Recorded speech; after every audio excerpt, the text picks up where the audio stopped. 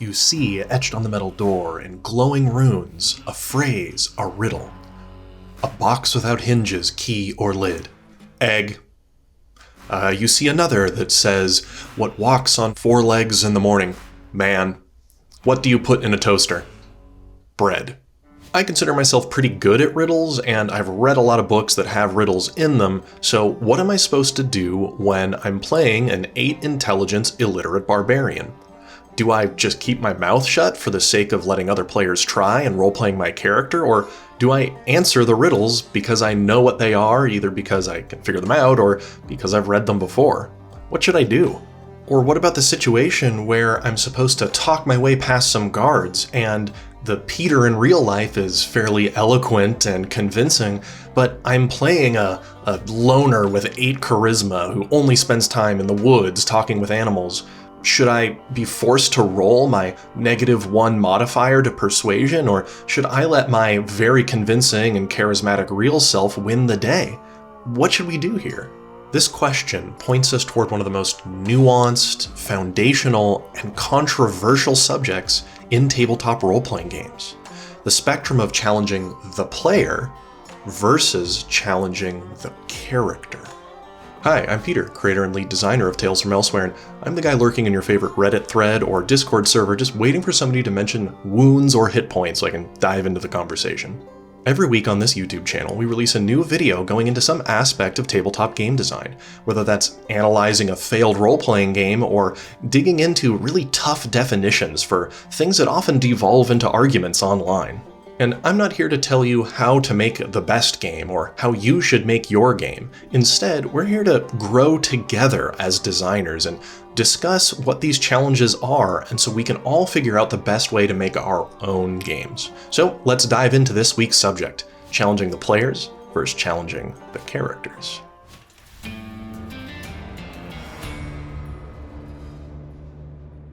Now, despite me opening this video with a cheeky bit about riddles, this applies to more than just riddles. It also applies to puzzles and social encounters. So let's dig into this subject and see what we can unpack. I'm going to try to present my preferred approach here, which is as follows. A game should challenge the players to solve problems creatively using their characters. Now, as we often do at the start of each of these videos, let's get some initial definitions out of the way that should be pretty straightforward. We're going to define challenging the player and challenging the character. Challenging the character is when some sort of game system is used to resolve the success or failure of any given action. It's, rolling an intelligence check, making an attack roll. These kinds of things are very common, and many games leverage them significantly. The success or failure is really just based on whatever the game mechanic is or core resolution.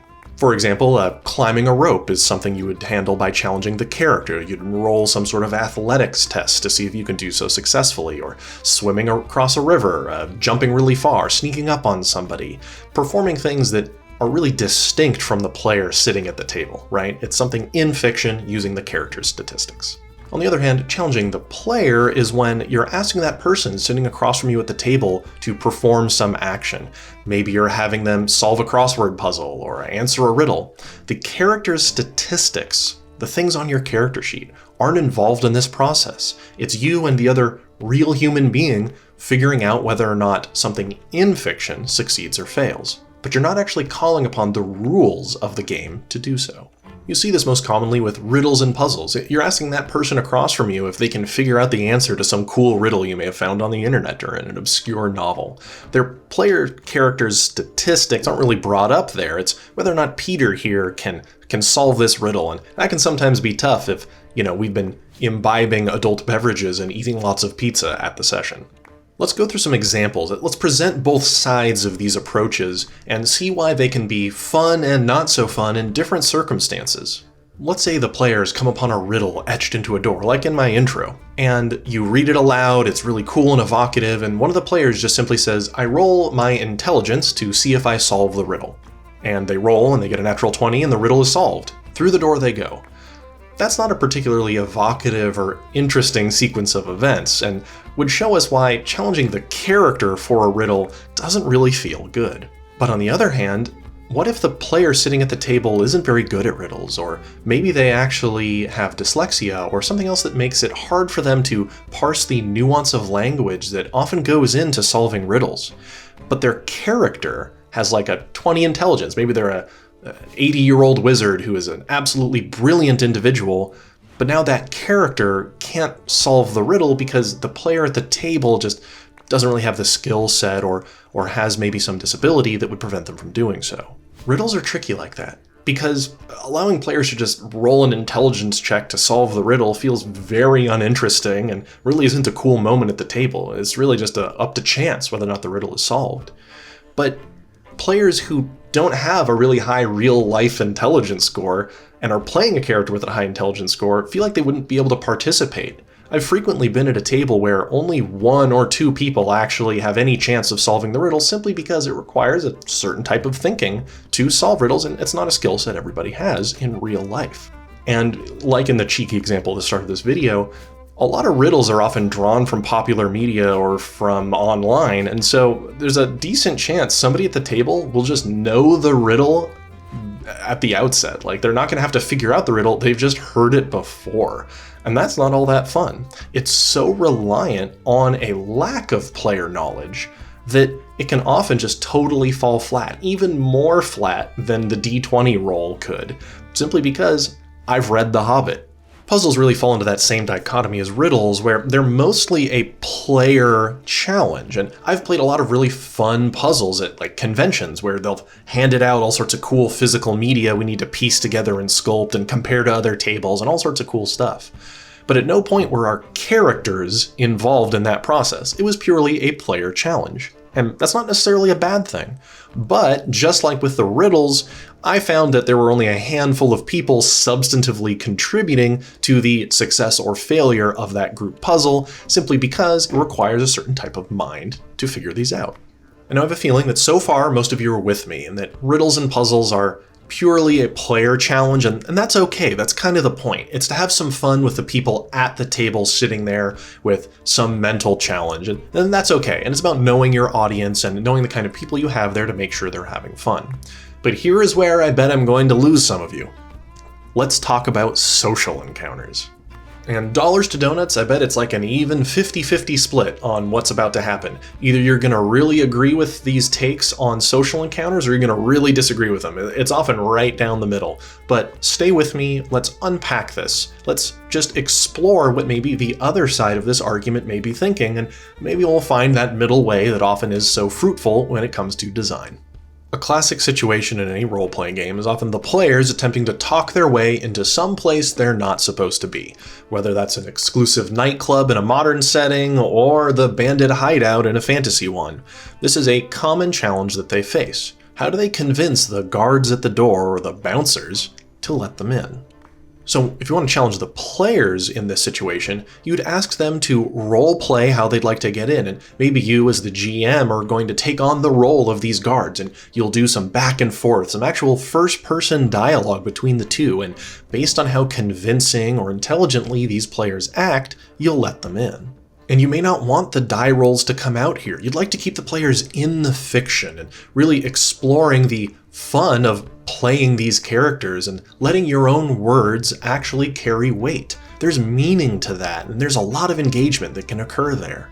But in real life, persuasion and argumentation, debate, social skills, these are hard things that people actually train in, that they practice, and that aren't easy.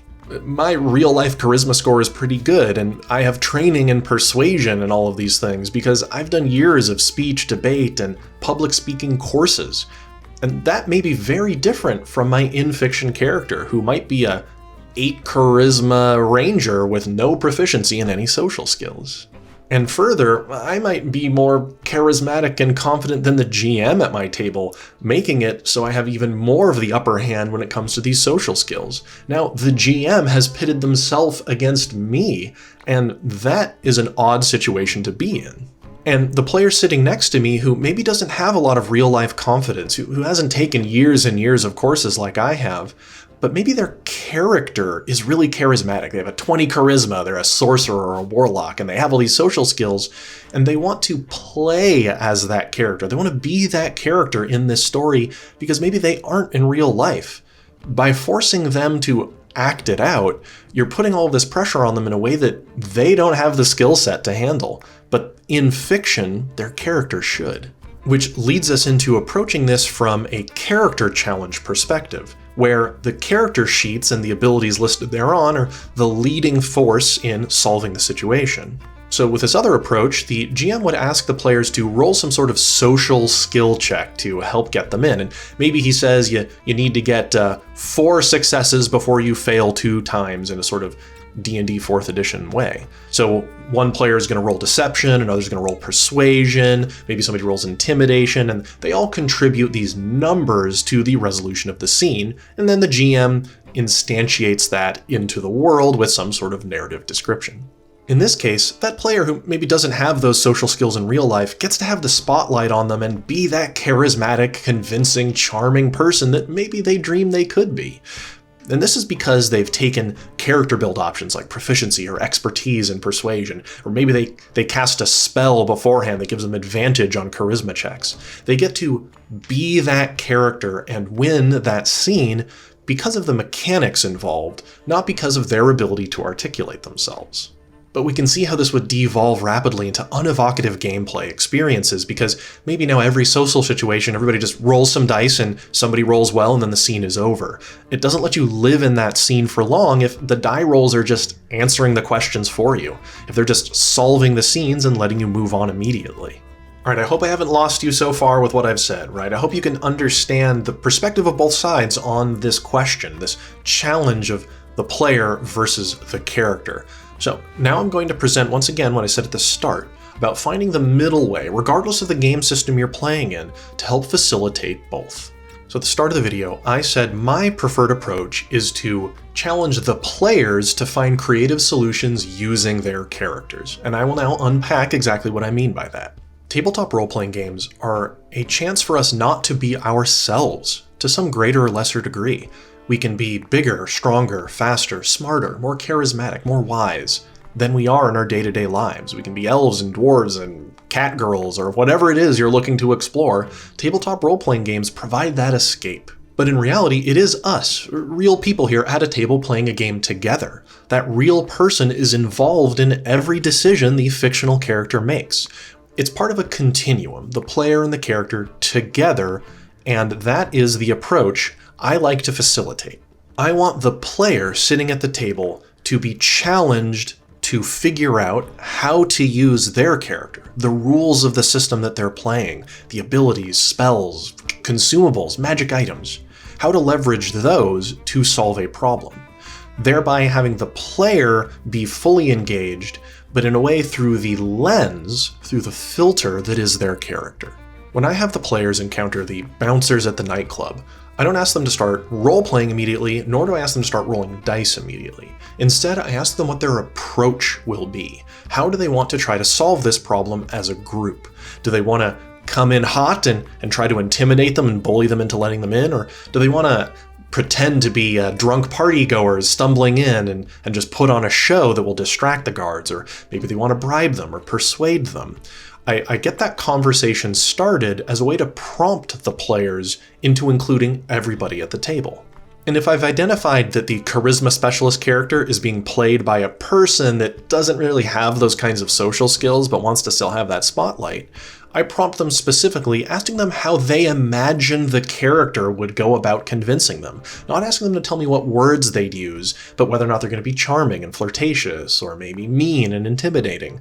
Get them to choose an approach that they think in fiction would work for their character. And maybe a player wants to roll some sort of sense motive or insight roll to try to size up these bouncers before any die rolls are involved, to get more information that could color their approach. I'd ask them all of this beforehand and get all of the context together for the scene. And now, the players that have real-life social skills can still contribute to that in this discussion of the approach. They could give guidance maybe on how to approach social situations. Maybe they notice some sort of social cue in my description that they could leverage, and they can feed that into this pre-narrative pool that we're building together. As the GM, I then aggregate that and adjust the target number that they need to roll based on their decisions. Did they make smart decisions based on my description? Did they pick a fun approach that I think would be effective? Have they leveraged aspects of the narrative up until then, maybe clues they've discovered? Have they cast spells that would make things easier? I adjust the target number from there and then ask for them to roll the dice. And similarly with riddles and puzzles, I don't personally like to give those sort of direct mental challenges to my players, but instead present an in-fiction puzzle that could be resolved using abilities they may have. For example, there could be a huge gap with a pit and spikes below that the players need to figure out how to cross. This could be presented as a puzzle. But the way that they solve it is by leveraging the spells, abilities, and items that they have in a creative way to bridge that gap. This is very much how the OSR community can approach puzzle solving. The players are supposed to ask the right questions and come up with cool solutions, but at the end of the day, you are asking them to use features within the game world and then maybe roll dice to see if you succeed or fail. In this way, the players have contributed to the success and failure of the scene because their decision-making adjusts the target number they need to hit. But at the same time, we're having the characters roll the dice. The abilities and their features come into play because that is the core resolution of a game like Dungeons & Dragons. So we roll dice still, but the players have influenced the success and outcome in a way that doesn't directly have to challenge their real-life ability scores.